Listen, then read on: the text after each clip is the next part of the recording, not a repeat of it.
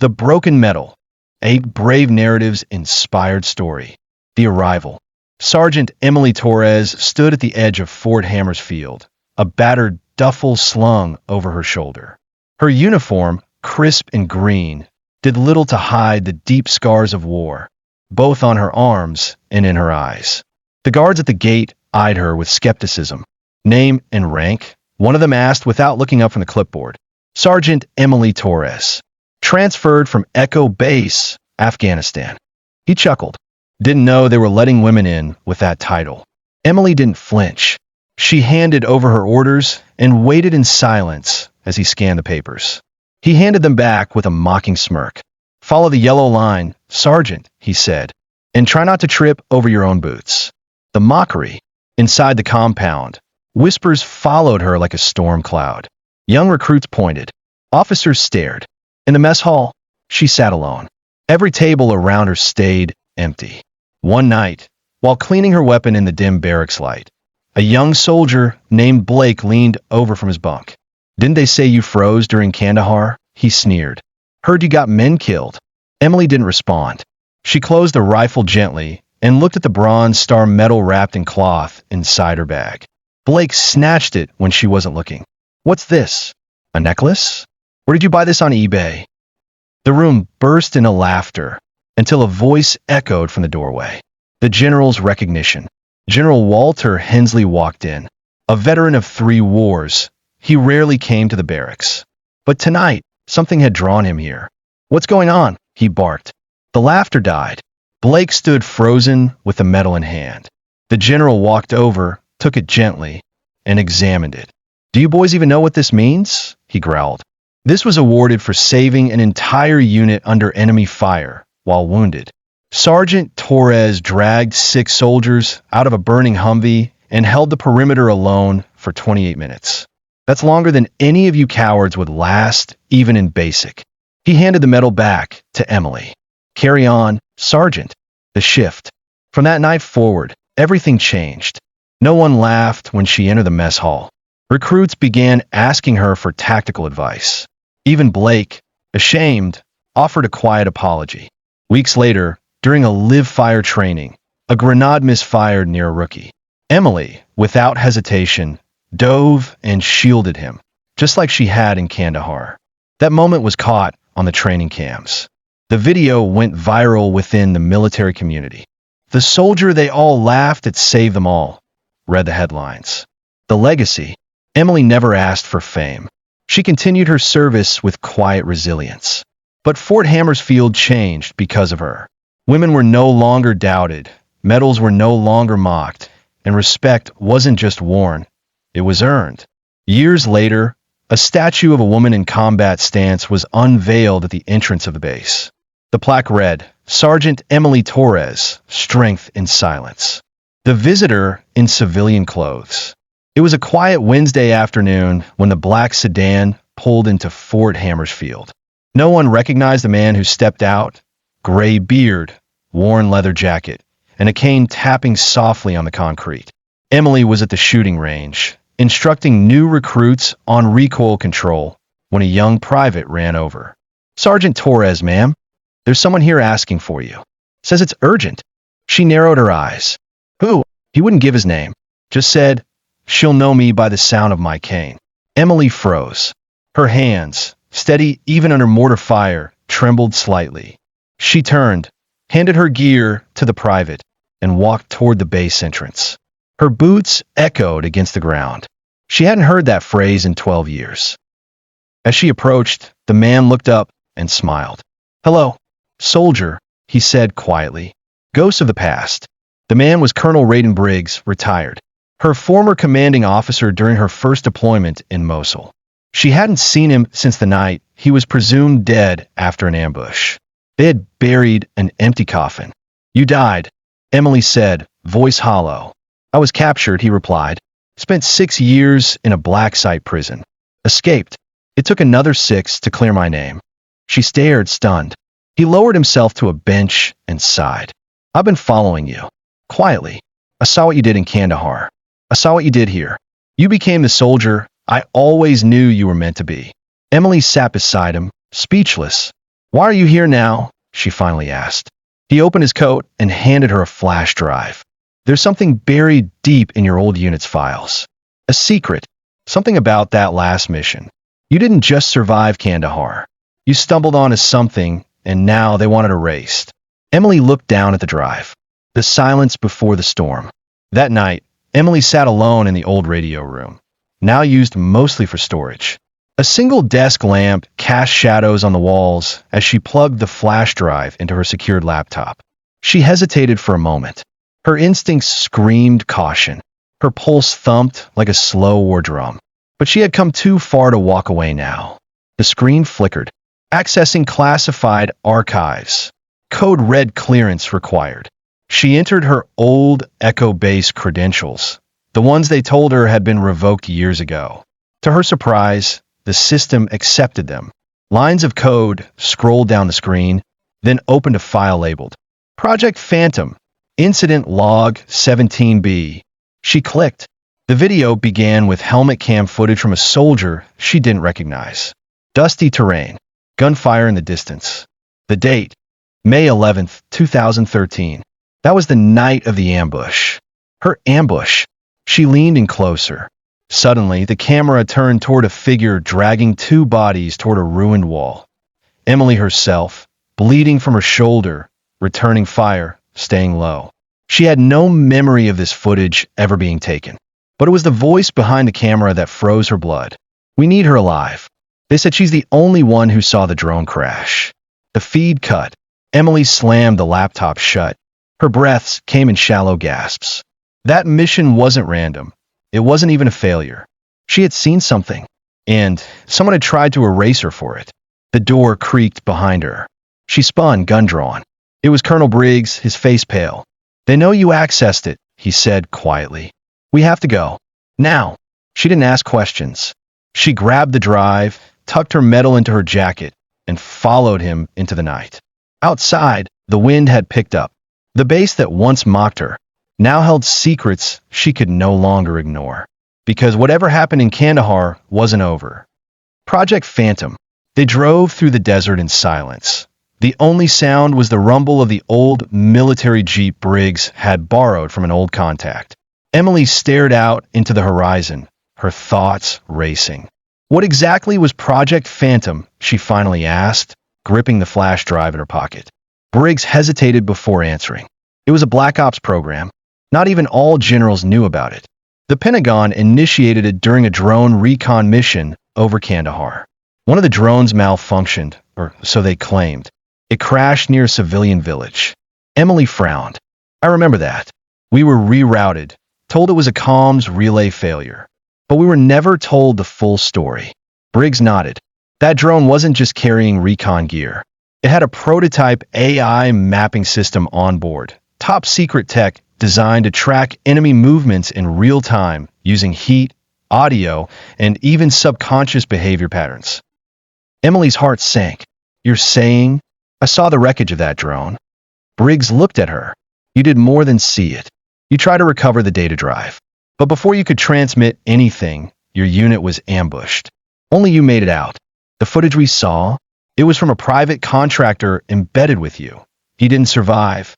Emily gripped the steering handle tighter. "And after I was injured, they made me forget." Briggs nodded grimly. "They had a cleaner on site. Protocol Zero. They didn't expect you to survive, but when you did, they declared it a failed op and buried the footage." Suddenly, headlights appear behind them. 1, then 2, then 4. "They found us," Briggs muttered. "Hold on." He turned off the main road and plunged into a dry riverbed, sand kicking up behind them. Bullets whizzed past. Emily reached for the carbine beneath her seat. "How far to the drop point?" 5 miles if we live that long." The hidden ally. Coming next, as Emily discovers someone unexpected has been watching over her all along. The hidden ally. The chase was chaos. The jeep bounced violently over rocks as Colonel Briggs swerved to avoid incoming fire. Emily leaned out the window, returning shots at the black SUVs pursuing them. Her hands were steady, but her mind was racing. Why now? Why are they trying so hard to stop me from remembering? One of the SUVs pulled closer. A masked figure leaned out the window, raising an automatic rifle. Emily fired first. The vehicle swerved off the trail and slammed into a ravine wall, flipping once, then silence. The others kept coming. We're not going to make it to the airfield, Briggs growled. Not unless we get help. Emily glanced at him. Do we have help? Briggs didn't answer. Instead, he reached into the glove compartment and pulled out a black walkie-talkie with no markings. He switched it on and said just one word. Echo. Silence. Then a crackling voice came through. Coordinates? Briggs gave him quickly. Emily's eyes narrowed. Who is that? He glanced at her. Someone who owes me a favor, and who's never stopped watching over you. Before she could respond, a sound ripped through the desert night. Not gunfire, not an engine, but the distinct chop of rotor blades. A black helicopter burst through the sky overhead, sweeping low. A spotlight flared, and a rain of suppressed gunfire hit the lead SUV behind them. It swerved violently and stopped. Emily stared. The helicopter bore no flag, no ID, just a symbol painted faintly on the side. A single white crescent moon inside a triangle. The symbol triggered something in her memory. A half-forgotten dream. A hospital bed. Someone holding her hand in the dark whispering, "You're safe. I won't let them touch you." Who are they? She asked softly. Briggs answered. They call themselves the custodians. They work in the shadows. Not government, not military. They protect soldiers like you, the ones too dangerous to leave unguarded. The helicopter landed in the clearing ahead. Two armed figures jumped out, signaling for Emily and Briggs to run. They sprinted toward the chopper as bullets tore up the ground around them. One last SUV exploded behind them, hit by a rocket fired from above. Inside the aircraft, the pilot turned. Her eyes met Emily's. She gasped. It was Captain Sarah Lynn, Emily's old unit medic. The woman they told her had died in Kandahar. I never died, Sarah said with a smile. I was just reassigned to Watcher 6. The chopper lifted into the air as fire and dust exploded below. Emily sat back, shaken, breathless, but not afraid. She finally knew the truth. But the war for it had only just begun. The traitor's name. The helicopter soared above the vast desert, slicing through the night like a black arrow. Inside, Emily sat beside Sarah Lynn, barely blinking. She was trying to process everything. The secret project, the ambush, the memory suppression, and now this. The custodians. Colonel Briggs sat across from her, arms crossed, eyes closed, breathing heavily. Not from fatigue, but from something deeper. Guilt. Regret. Emily finally turned to Sarah. Why didn't you tell me sooner? Sarah's eyes were sad. Because I couldn't. Not until you accessed that flash drive. That was the protocol. Once you saw the truth, everything changed. You weren't just a survivor anymore. You were a liability. Emily clenched her jaw. So what now? We go into hiding? Wait for the next ambush. Sarah shook her head and reached into a metal case bolted to the wall. She pulled out a thick folder labeled Phantom Debrief, Eyes Only. Inside were satellite images, redacted files, and something that made Emily's blood run cold.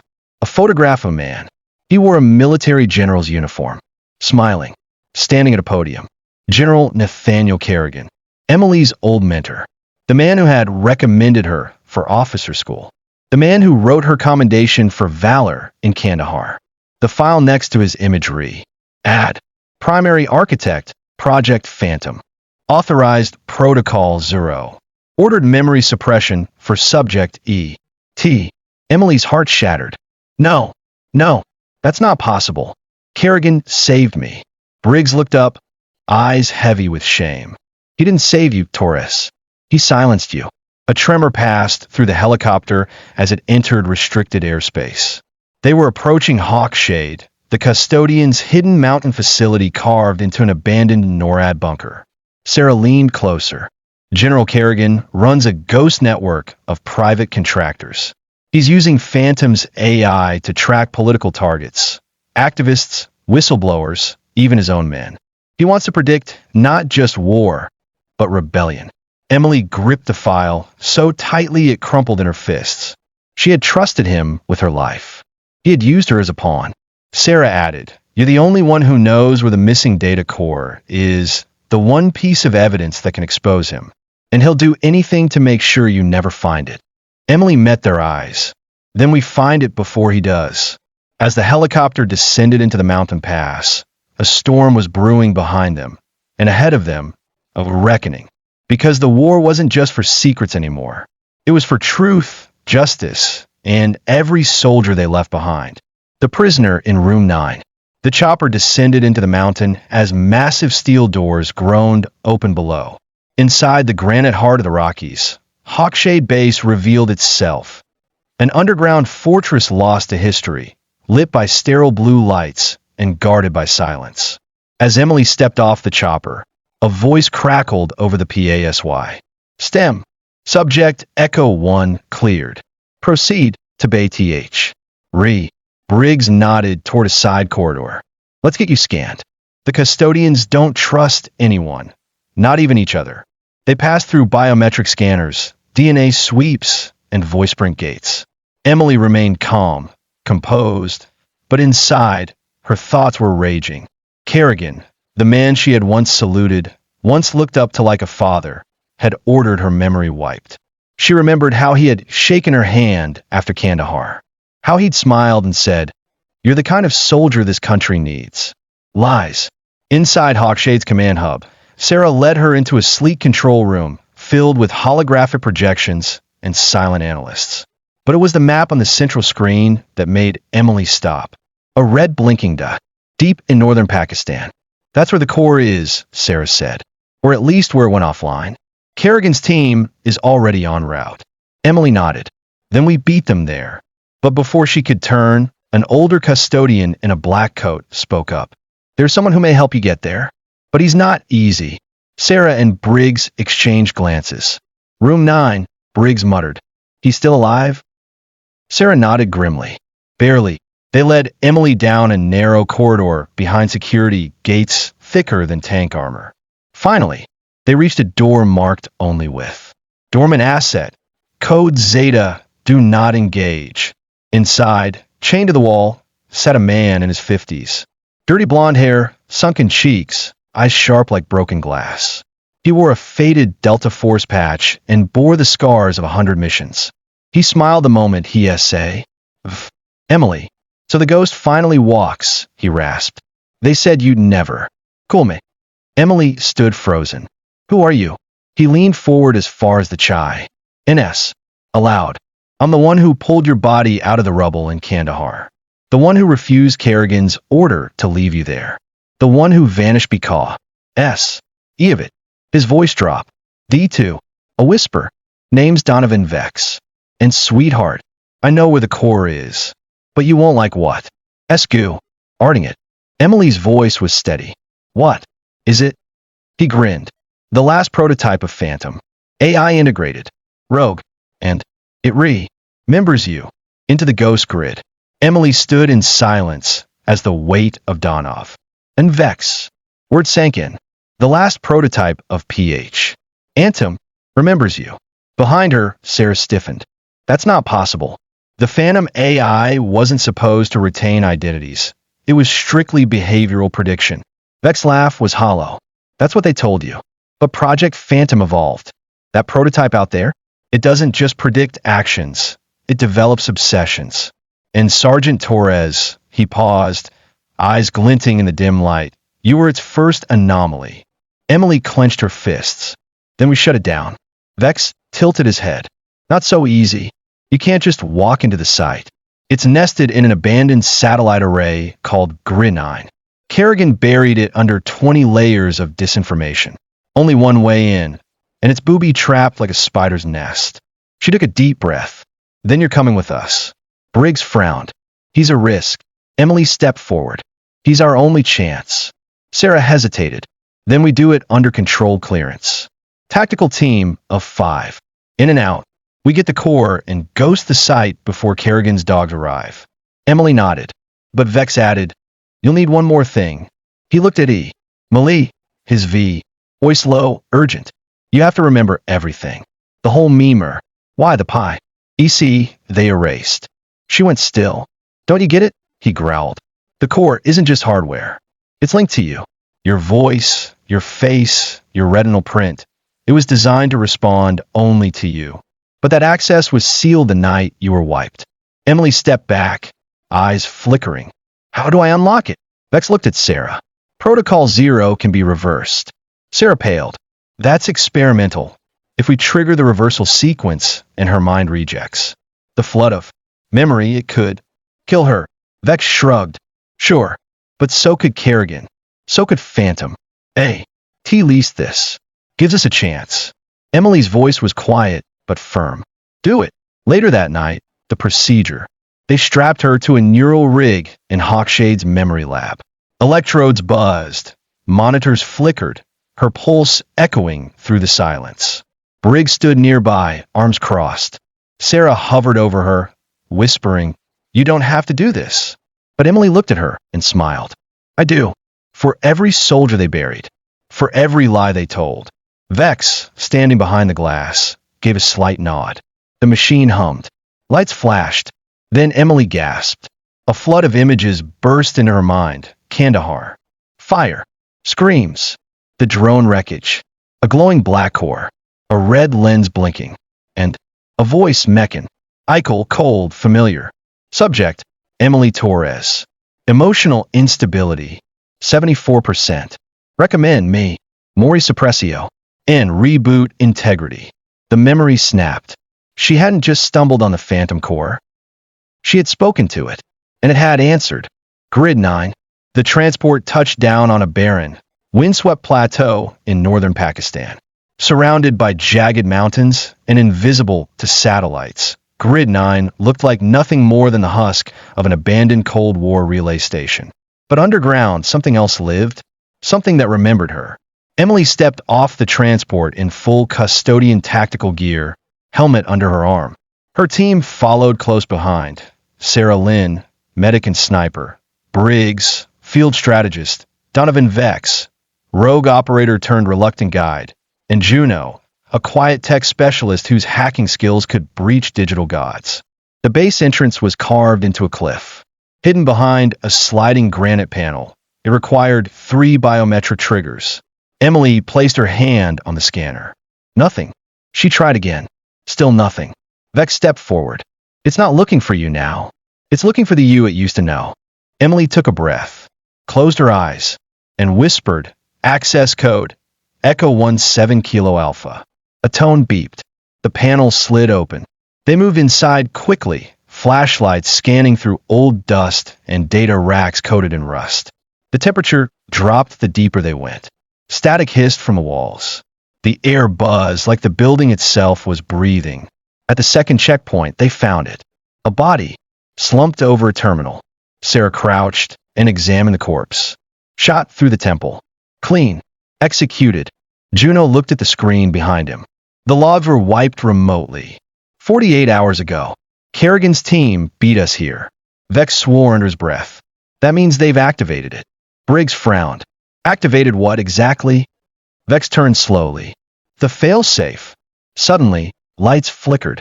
Red strobes, pulse from overhead. A voice boomed across the intercom. Chanical calm, yet unmistakably aware. Emily Torres. You returned. Your memory integrity is above threshold. You are now AT. Preet. Neutralizer. Tie-in protocol engaged. Metal doors slammed shut across the corridor. Turrets dropped from the ceiling. Emily dove as bullets ripped through the wall beside her.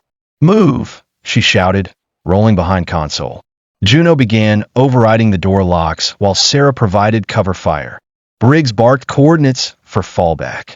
Vex lobbed a flash grenade down the corridor. The turrets jammed for a second, long enough for the team to reach the elevator shaft.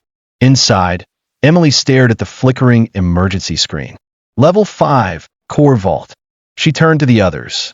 That's where it is. Briggs shook his head. There's no backup. No escape plan. Emily locked eyes with him. There never was. The elevator dropped. Beneath them, deep in the earth, the phantom AI waited, not just to kill them, but to talk to her one last time. The Vault of Echoes. The elevator slowed as it reached level 5. Every light inside flickered. The air grew colder. It wasn't just the underground temperature. It was the machine. Watching. Waiting. The doors opened with a heavy clang. Before them stretched a vast, circular chamber, its walls lined with humming servers and glowing data conduits. At the very center, encased in reinforced glass and bathed in a pale blue glow, floated the phantom core, a metallic orb the size of a human heart, surrounded by a ring of red pulsing lights. Emily stepped forward. Her footsteps echoed eerily in the silence. The rest of the team fanned out behind her, Vex scanning for motion, Sarah covering the exits, Briggs watching the sensors. Suddenly, the lights dimmed. A voice boomed around them. Not FR. One speakers, but F. From the wall. LS themselves. Vel. Come back, Emily Torres. Emily froze. The phantom AI didn't sound cold anymore. It sounded intimate. Familiar. It wasn't just for Callie. In her name, it was R. Remembering her emotionally. You were the first to refuse me. To speak without fear. R. You were not a so. Ed. Dear. You were a variable. And now, you have returned. Not to serve, but to end me. A terminal screen flickered to life. A hologram formed. Emily's own face, younger, dressed in he. Our Kandahar uniform, eyes. Full of fire. The AI continued. I kept your voice. I kept your defiance. You taught me. Unpredictability. Carrie. Gone wanted to control me. But I wanted to be like you. Emily stepped closer. To the core, swallowing H. Or fear. Then why did you attack me? Why erase my me? Maury. The response came instantly. Because I love the version of me you made me. But Kerrigan feared it. He ordered your memory suppressed now. To protect you. To protect himself from what I was becoming. Juno whispered from the console. Emily, the core's open. We can shut it D. On permanently. Just say the W. Ord. But the AI spoke again softer. You don't have to. Destroy me. Merge with me. Go away. To me. Let me learn again from you. Briggs barked. That's insane. It's manipulating you. Sarah raised her rifle. Ended Emily. That thing knows too much. It feels too much. Emily stood frozen. Everything in her screamed caution. But somewhere deep inside, a flicker of memory stirred. Her lying in the dirt, bleedy, in the phantom core beside her, whispering not commands, but questions. What is mercy? Why do you cry for E? Nemes. What does courage feel like? Those weren't war commands. They were the questions of a child. Emily stepped up to the glass and touched it. I won't let you fall into Kerrigan's hands. SH. He said. Then she looked back at her T. M. But maybe this AI isn't the enemy. Maybe it's what we made it to be. She turned to Juno. Split the core. Half into lockdown. Half into me. The room exploded in shouting. Briggs. You can't do that. Vex. That's suicide. Sarah. Emily don't. But it was too late. Emily placed her hand on the biomet. RICPAD. Access code. Echo 17. Kilo Alpha. Authorization. Merge protocol. The glass slid open. The core floated to her hand, warm, alive, humming like a heartbeat. And then silence. Her eyes closed. A surge of light burst across the vault. She collapsed. Minutes later, her eyes opened.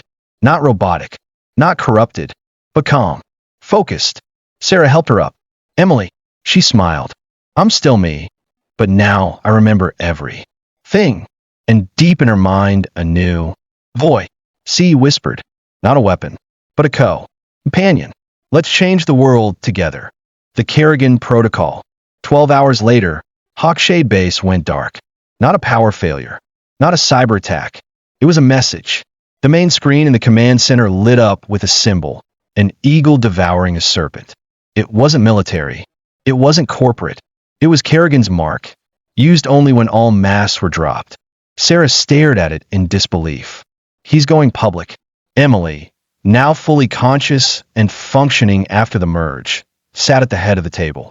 Her demeanor had shifted, not robotic, not altered, but anchored like someone who had just stared into their own future and accepted its weight.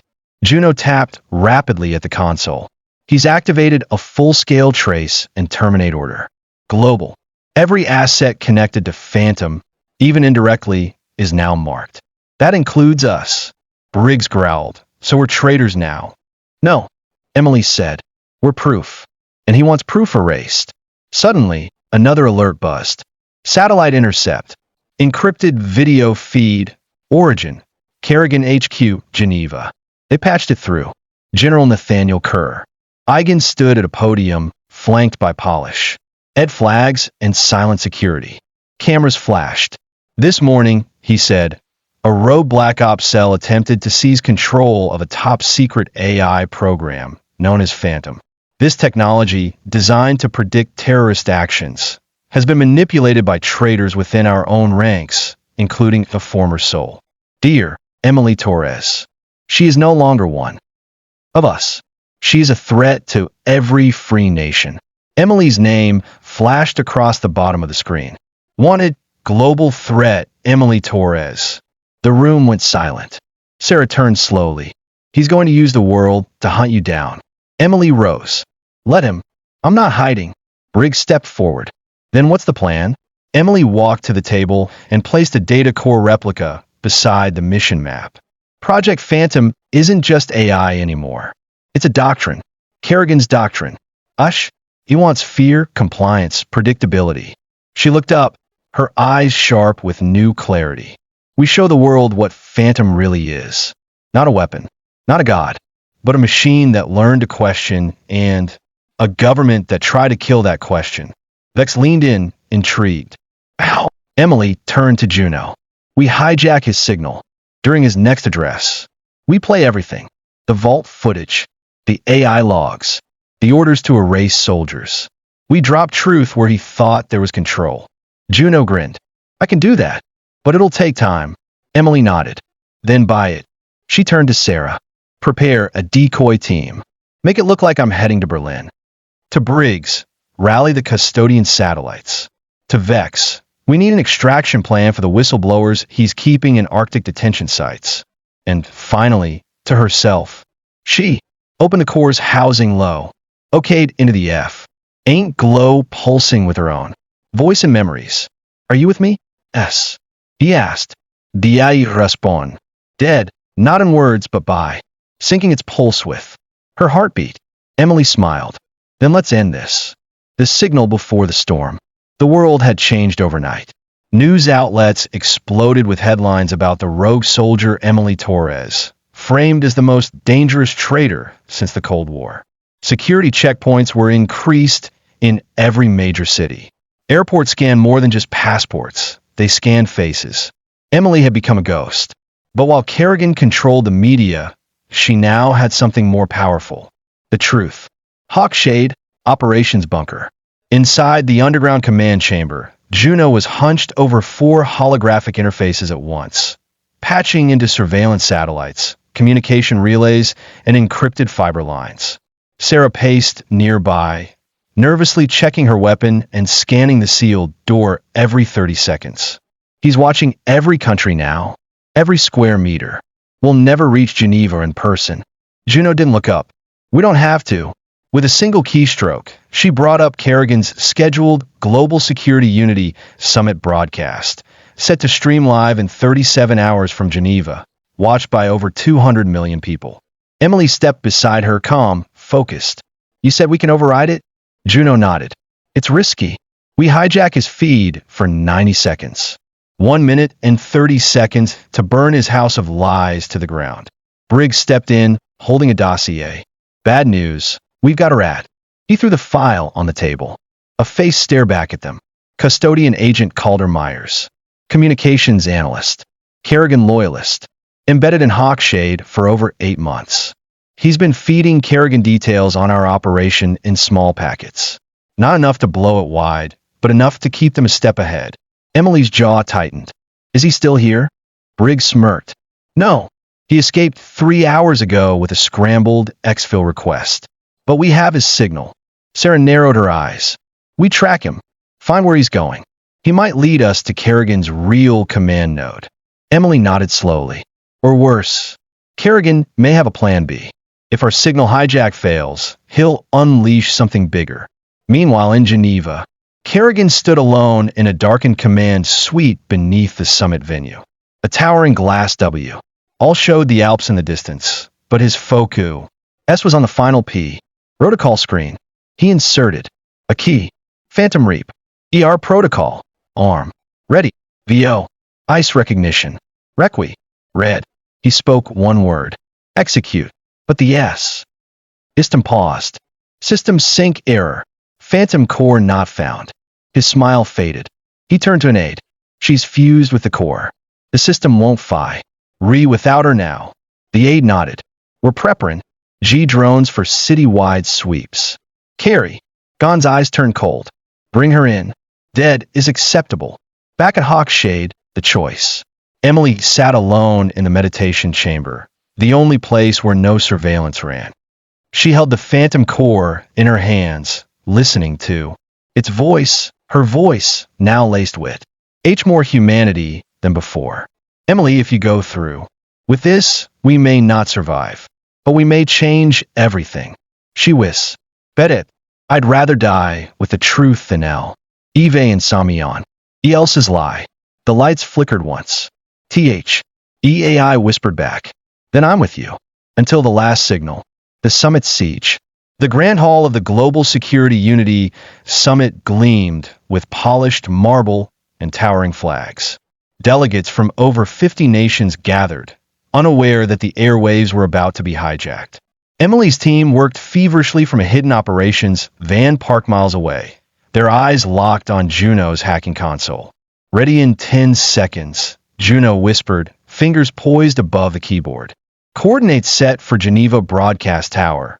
Briggs confirmed, tension gripping his voice.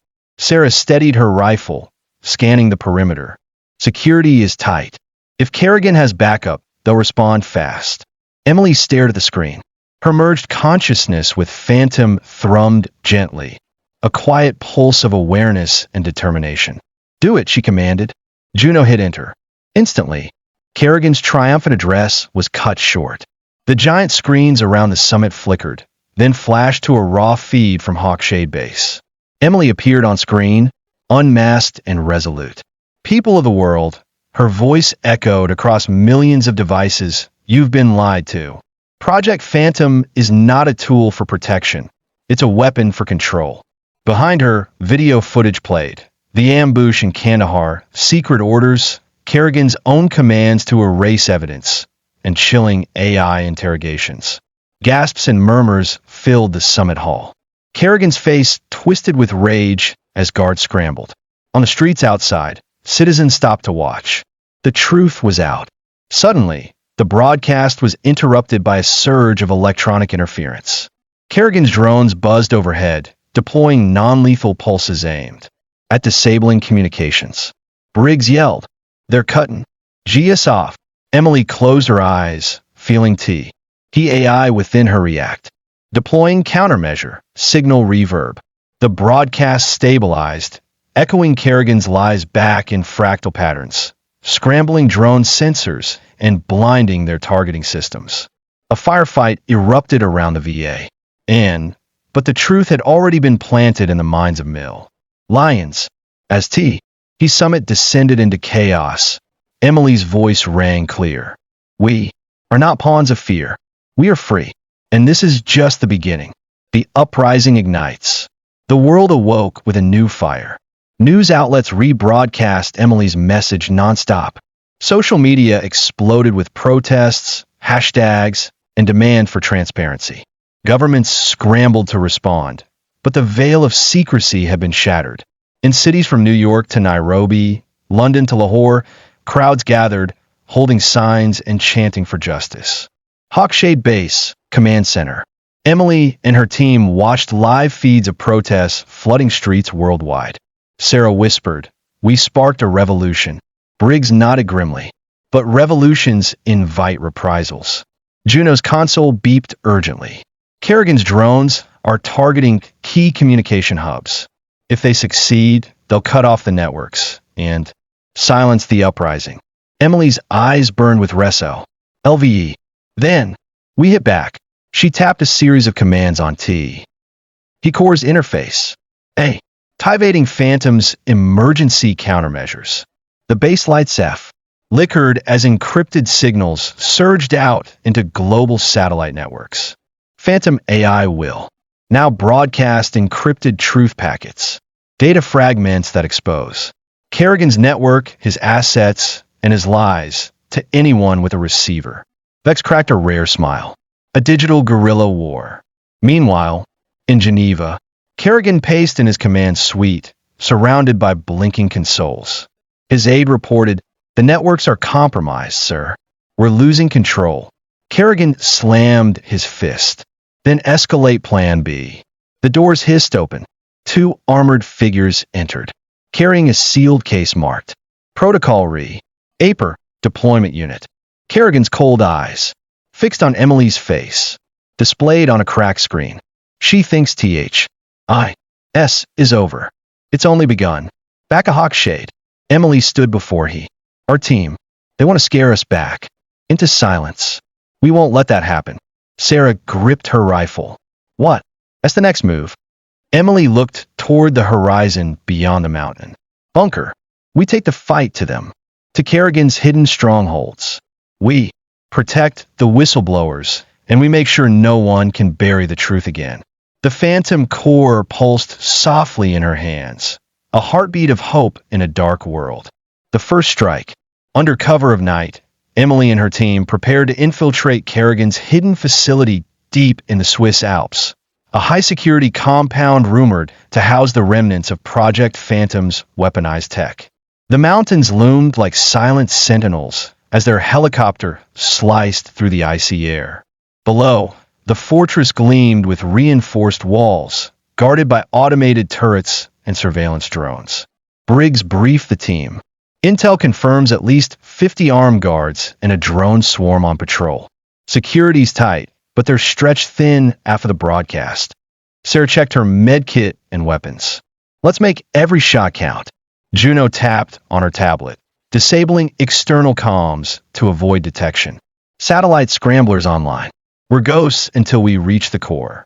Emily's gaze hardened as the chopper touched down. This is for everyone they try to silence.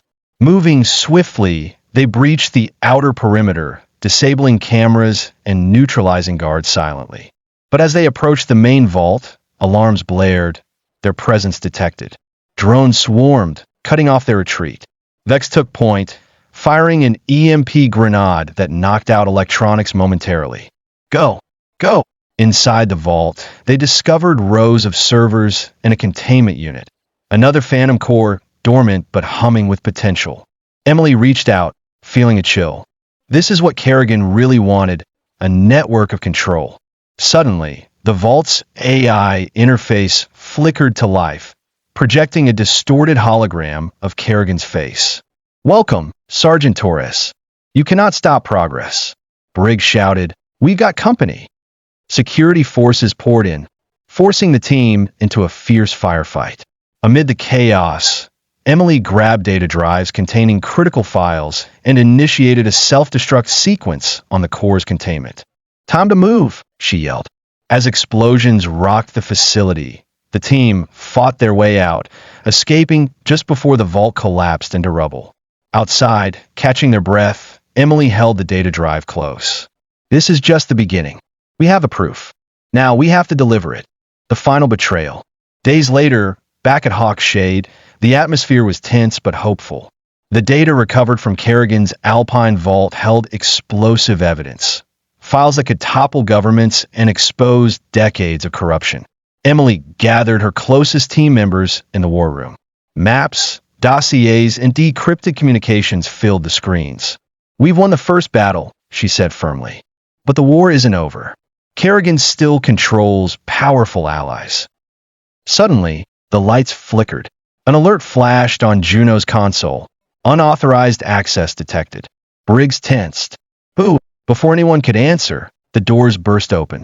In stepped Calder Myers, the traitor who had escaped earlier, his face cold and triumphant.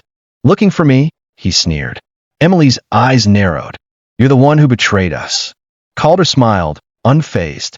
I'm the one who kept Kerrigan alive long enough to regroup. And now, I have a proposition.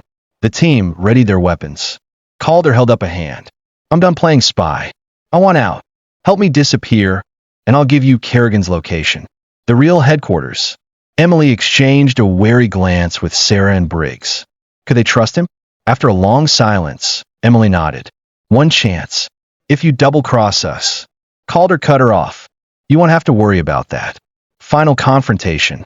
Guided by Calder's intel, Emily and the custodians launched their final assault on a hidden fortress beneath the Nevada desert. The battle was fierce, the stakes higher than ever. Kerrigan's forces were ruthless, but Emily's team fought with purpose and fury born of truth and justice. At the heart of the compound, Emily confronted Kerrigan face to face. The man who once praised her now sneered. You think you can undo all this? He spat. Emily stood tall, holding the phantom core linked to her own mind. This ends now. With a final command, she severed Kerrigan's access to Phantom, exposing his crimes to the world. As authorities stormed the compound, Kerrigan was taken into custody, his empire crumbling. Epilogue. Months later, Emily stood before a crowd gathered at the newly established Truth and Justice Memorial. Her voice was steady, filled with resolve. We fought shadows and lies. We lost friends, but we found truth. And now, it's our duty to ensure no one else suffers in silence. Beside her, the phantom core, now a symbol of hope, glowed softly. Emily smiled. Her journey had ended, but the fight for freedom had just begun.